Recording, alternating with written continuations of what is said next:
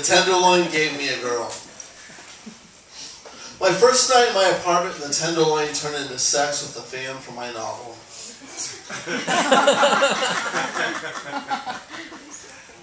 The only furniture in my apartment was a bed and bathroom supplies. I had recently gone through a breakup with a girl.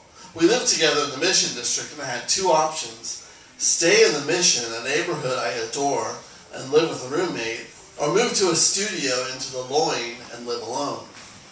I wanted some solitude, and I like Vietnamese food.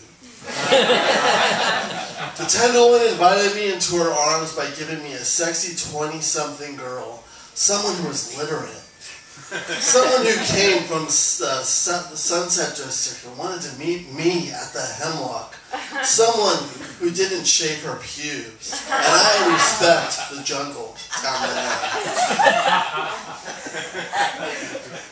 The Tenderloin called and gave me a dark-haired woman with kissable lips and an infectious, eager smile. After drinking at the Hemlock, we ended up back at my place, and we were naked within 30 seconds, rolling around on my only piece of furniture, my bed.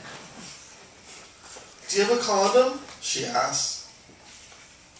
In my 40 years on this planet, I hadn't slept with that many women. She was my 8th. I was a virgin until I was married at 25, since I grew up a Jehovah's Witness. I didn't have a condom. I hadn't thought that far ahead. I didn't know I was actually going to have sex with somebody. I was too busy promoting my novel and going on tour. I needed a condom. I ran downstairs and outside while the wind gusted east down Gary Street. I wore my clothes half on and half off, so when I got back to my apartment, she wouldn't have time to change her mind. There was a sexy girl waiting in my bed. It was 2:45 a.m. and all the liquor stores were closed. I asked an Asian dude walking down the street with a tripod, who seemed harmless, where I could find a condom at that hour. He said, "Try Frenchies, an adult video shop up the street." Then he asked, "Why the desperation?"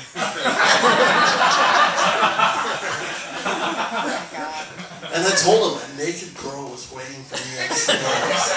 Like I had just gone deep sea fishing and I caught the largest tuna in the boat. "Can I come up and film you guys?"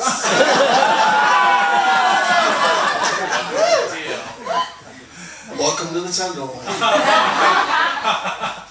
I ran to Frenchies. I put my hand in the condom cookie jar, buying whatever I pulled out. Lubed, ribbed for her pleasure, hooker grade, STD, double fix. Running down Gary Street back to my apartment, I held the handful of condoms in the air like it was an Olympic torch, and I was running my way toward victory. I found condoms. I was going to have sex. She was still naked when I opened my front door. I shed my clothes. She had a wonderful laugh, and we giggled and snuggled under the blanket, and we got things started again. I fell in love with her that night. I fell in love with the Tenderloin that night. I fall in love easily. Less than a week later, we were talking about a relationship, and it was too soon for me. I needed to heal from my last 2 long-term relationships. I needed to understand myself and trust myself. And I knew my judgment was clouded by my own baggage and my lust for this 20-something literary woman. But the Tenderloin and I are still in a relationship. We have our ups and downs. Sometimes I gaze upon her and just watch and know if there is an apocalypse, this is how people will look and act.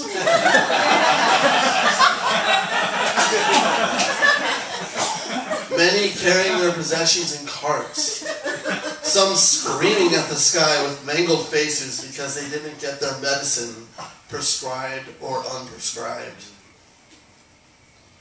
And then there are the tough Brazilian training hookers, all dolled up, every once in a while slamming a purse on some privileged suburban kid who thought the Loin was Disneyland, and you could touch and make fun of the characters. And then there's us so-called functioning people. We walk in a straight line.